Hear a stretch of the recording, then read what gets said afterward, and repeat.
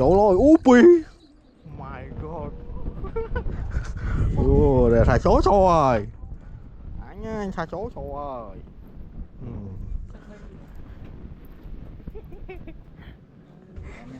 Trời trời trời. Chỗ cả sky của chứ. Em.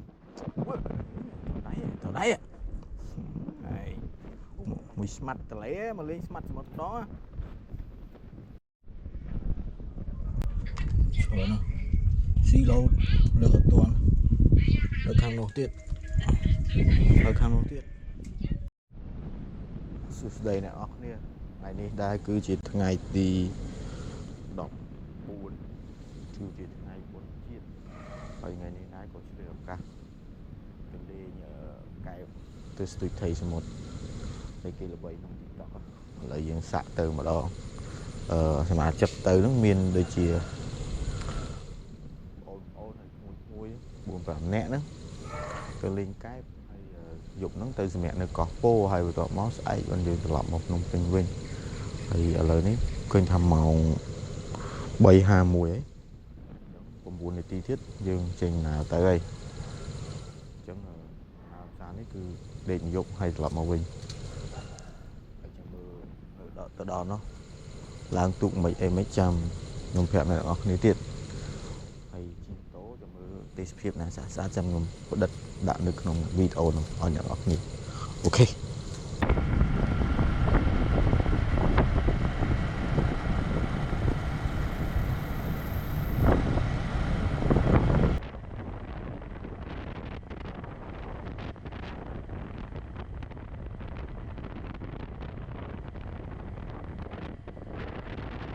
Ôi, là ngọc ơi,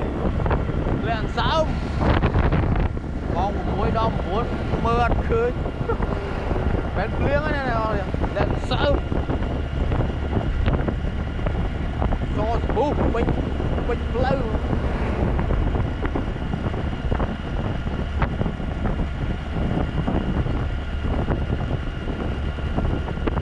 Em bay chu chu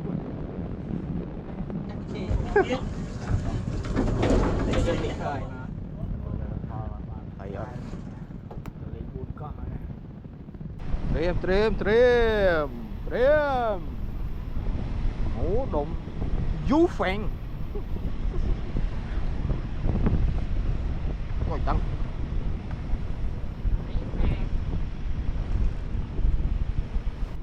ô em á sao vậy nhai kìa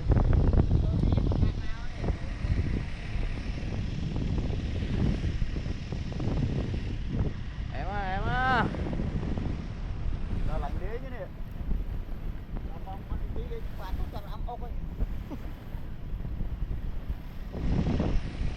ôi mà chật mùi phi bay buông cam mùi vợ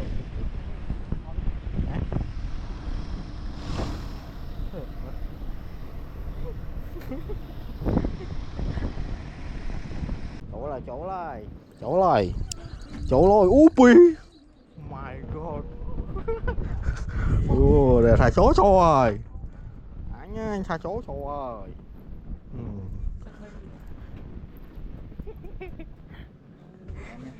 trời chỉ cái đàn nát đi ngọt ý anh đi chiên ngánh nữa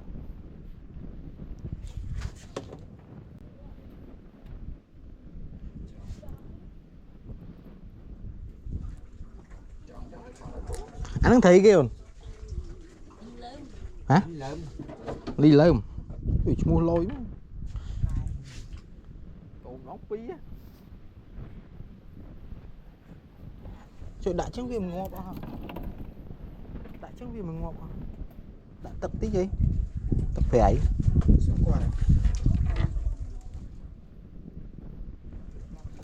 rồi mà đừng trắng tinh lặng bơ nó chú lặng bơ chia được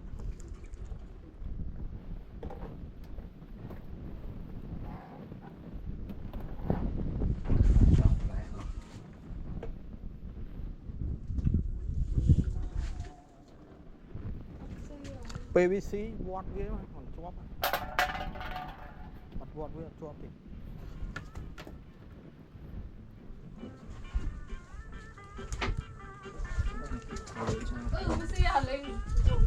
ọt đằng dương ọt đằng căng sai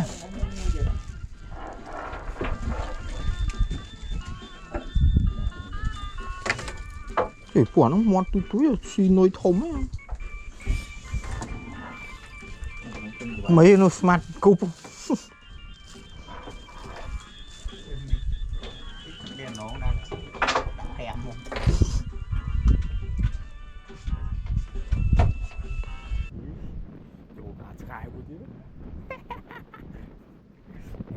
em từ đấy mùi smart từ lấy mà lên smart một đó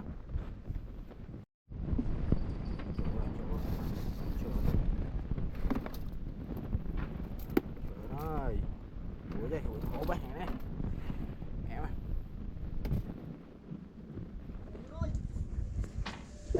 chỗ đây bên chỗ biết này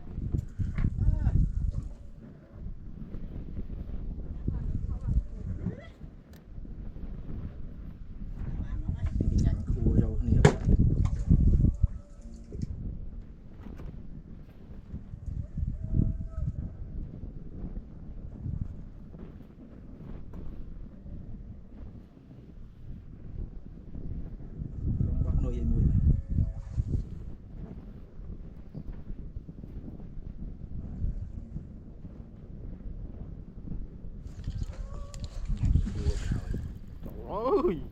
anh tha hết ha đời còn thông tí mình cái đai đang trời sậy kia ui sậy nó mong mà mát buồn mình chống đạn tú xã đó à thế này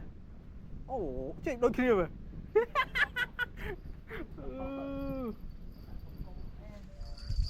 không biết gì nên châu thì nếu không đã mua mua vô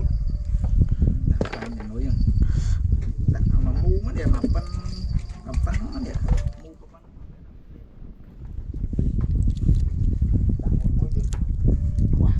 thầy cái lễ chơi score thầy sẽ một score link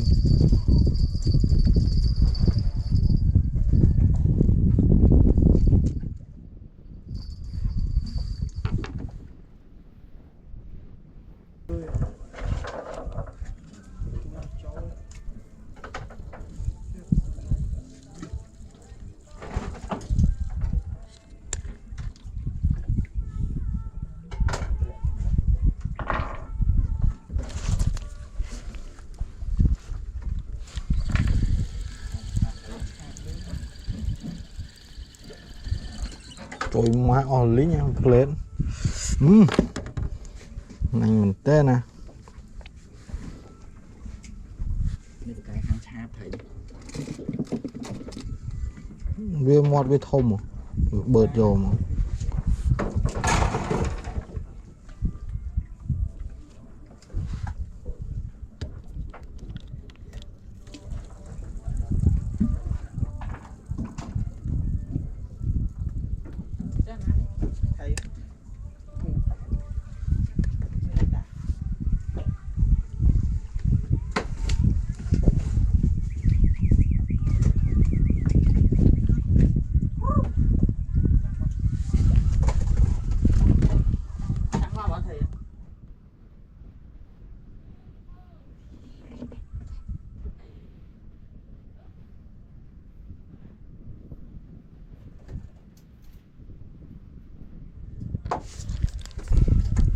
chỗ lại anh thả chỗ cho ơi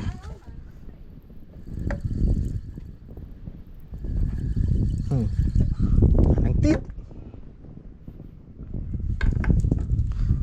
vô mạng lỗ này.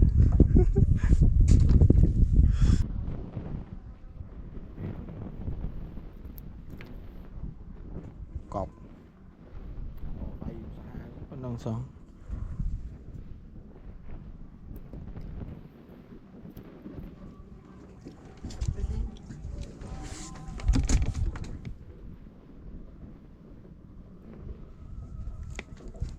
thì sẽ nó đông vi hụt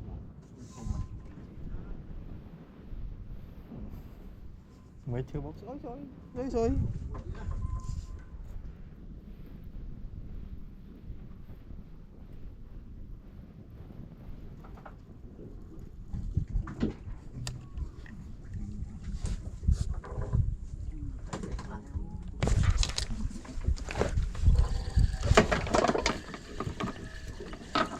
Thùng tôi ở đây đôi lập da anh ấy mà mơm hết mà lập da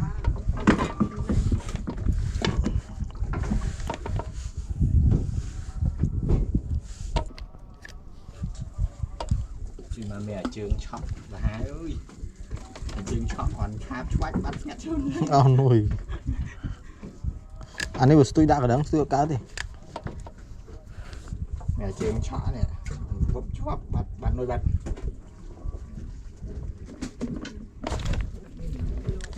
chỗ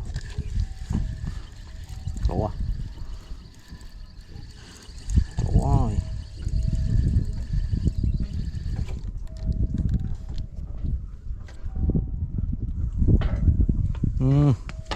ui hồ ơi phải đây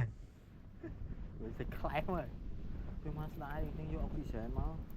oxygen máu đó à tình yêu mà nghĩa đang viện một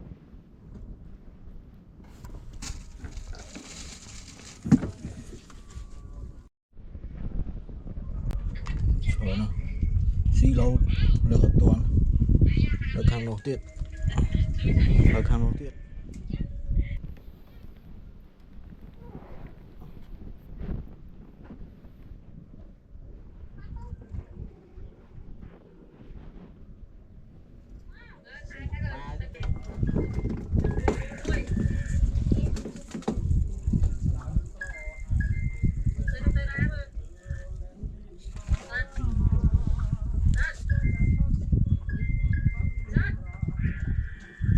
vì ở thoáng muối đã thấy lại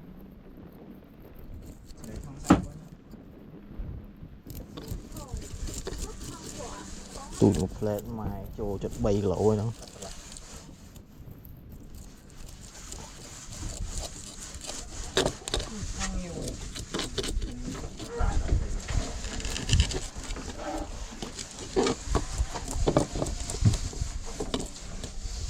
này này cắt đấy trong bông ska đã nữa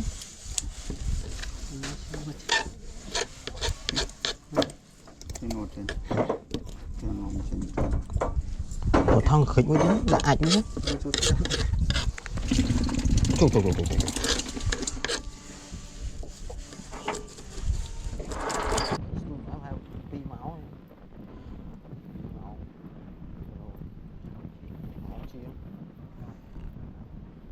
lự chặt chay thôi vô oxygen mà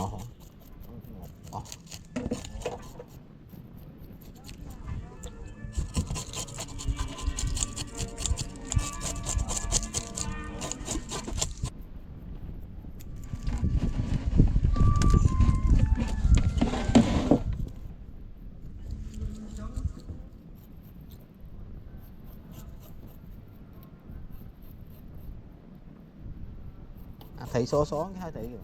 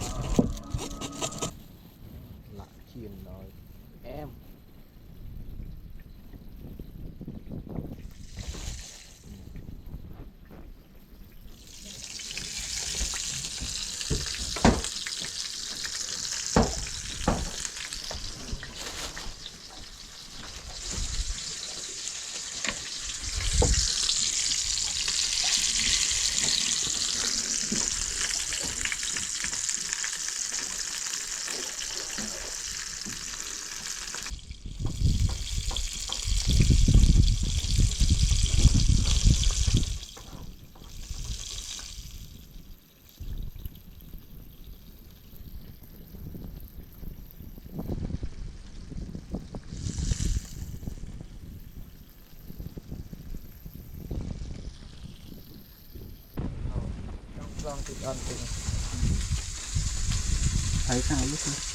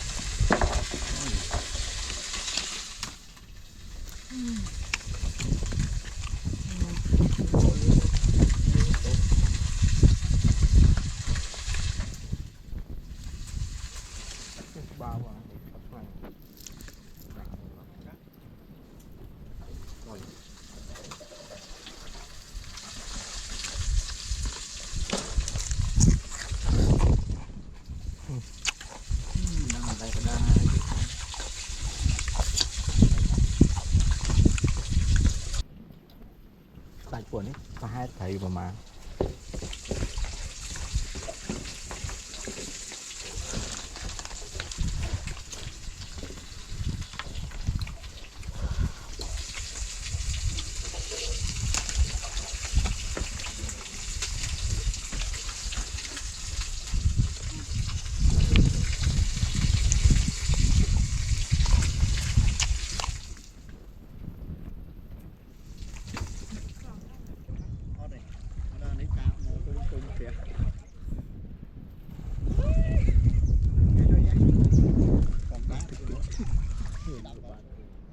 cái bị mưa cá thô mò đậm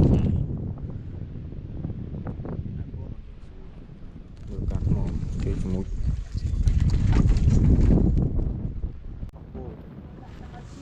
chụp lên xem mẹ năng này mẹ có cô giúp sải là thêm cọp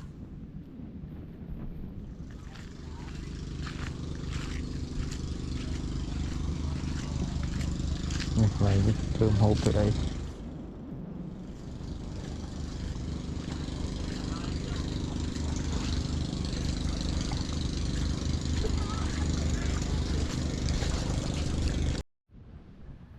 cái này rồi thôi chứ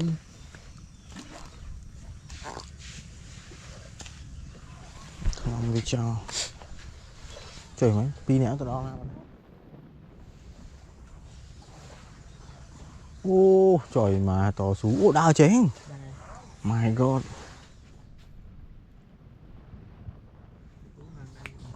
hả anh hẳn à mày liếng cho kết tiếp tống có liếng con tôm chó đấy mày liếng làm ấy đi cà tiền đi vứt chi mà này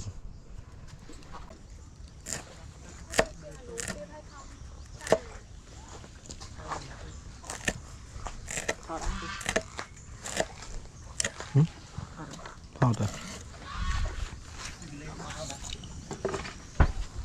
lên cái lá đó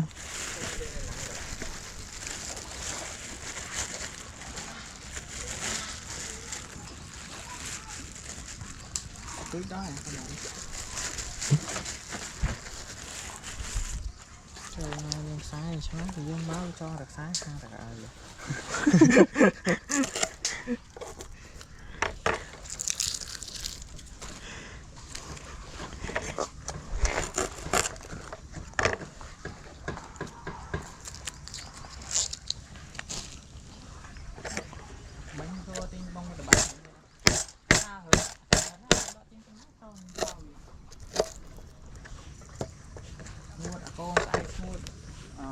tận tĩnh smooth đó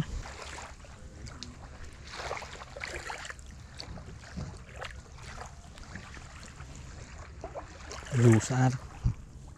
em họ là lấy đi mưa thay lấy ắt khơi việc bằng nung chuẩn bị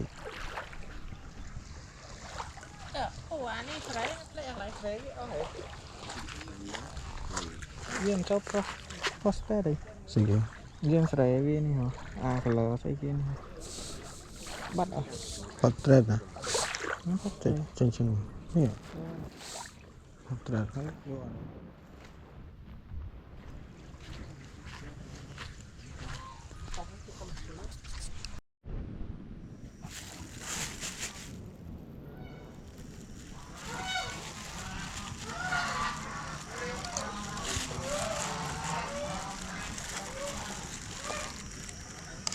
ok mà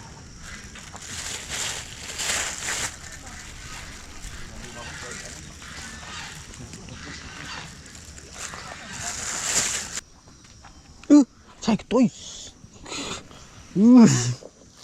anh ơi nhìn nhanh mấy thứ luôn bông thường một hốp nó hiện bó kìa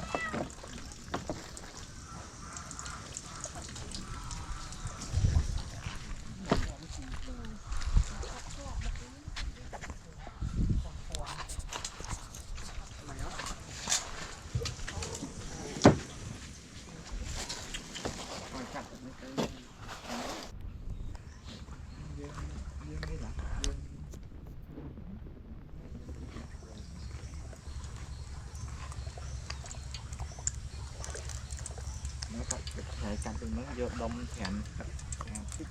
việc lương thì mình canh tính lớn trong này nó kia bọc này phải miền tắc kịp bụng hay là thương mày chạy tắc liền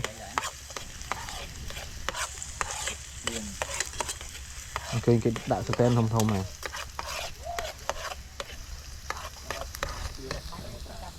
hả cái vô tập đi có mà ở pin đi mà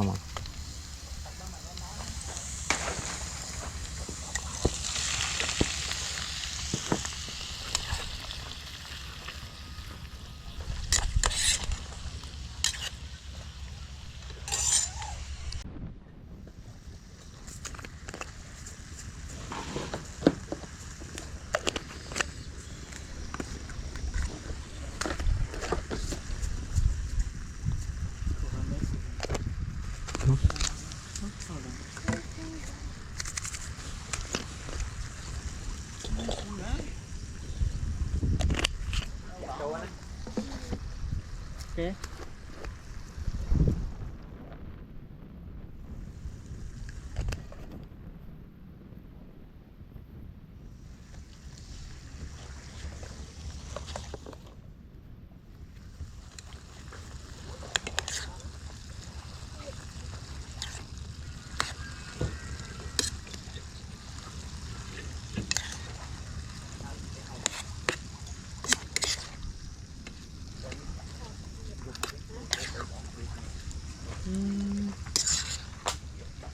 có thêm một tí trên gì tích được một tiền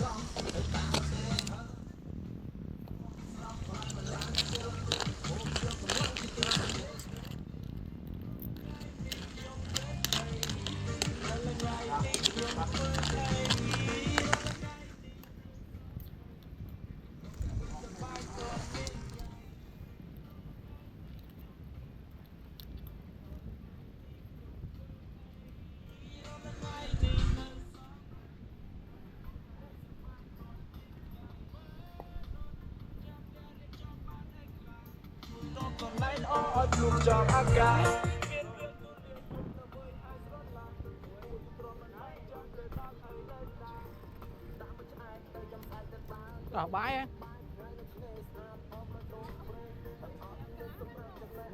lọt cái đáy đi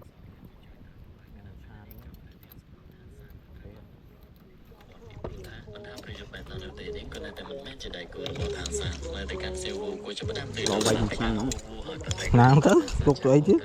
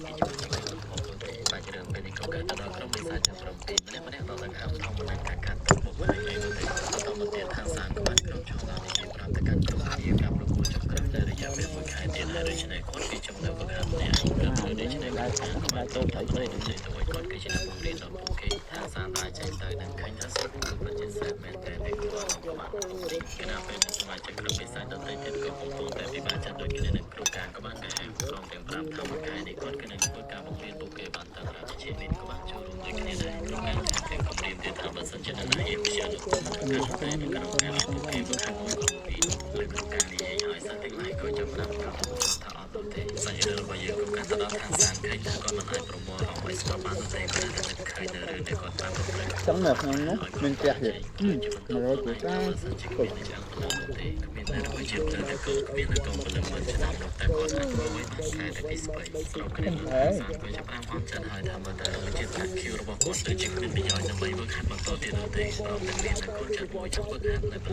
mình vẫn họ mình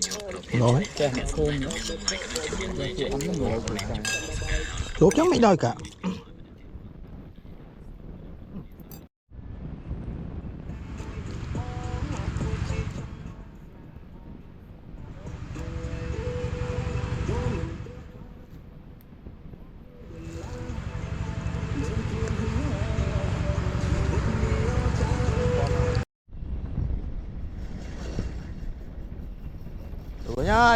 Tụi bay ơi, con phu. Ôi. Hả đó. Ngặt. Đi ôm mẹ phần năng ti. Tri. Một tập mơ ca thô rồi lại ca thô vì âm nên đi chăng rồi nha con. Bye ơi. Okun. Babkat na video ni. Bye.